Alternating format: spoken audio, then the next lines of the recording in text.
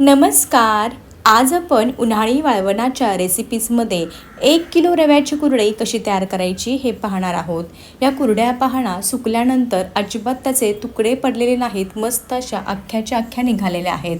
कुरडई पहा तळल्यानंतर मस्त अशी तिप्पट चौपट फुललेली आहे. विशेष म्हणजे अजिबात लाल पडलेली नाही, मस्त अशी पांढरी शुभ्र तयार झालेली आहे. आज आपण जरासुद्धा पापड खार न वापरता अगदी पारंपरिक पद्धतीने या रव्याच्या कुरड्या तयार केल्या आहेत. त्यामुळे ना खायला खरंच खूप छान लागतात. तुम्हाला वाटणारसुद्धा नाही की तुम्ही ही रव्याची कुरडई तयार केलेली आहे. अगदी गव्हाच्या कुरडईसारखीच चविष्ट अशी तयार झालेली आहे.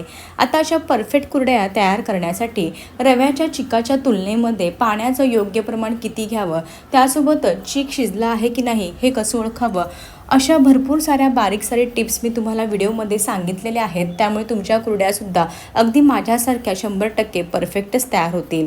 कुरडई पाहणा अजिबात तेलकट झालेली नाही, मस्त अशी खुसखुशीत तयार झालेली आहे. चला तर वेळ न वाया घालवता रेसिपीला सुरुवात करूयात. जर तुम्हाला माझ्या रेसिपीज आवडत असतील तर चॅनलला जरूर सबस्क्राईब करा. त्यासोबतच नवनवीन रेसिपीच्या अपडेटसाठी बेल आयकॉन देखील प्रेस करा. अगदी निशुल्क आहे.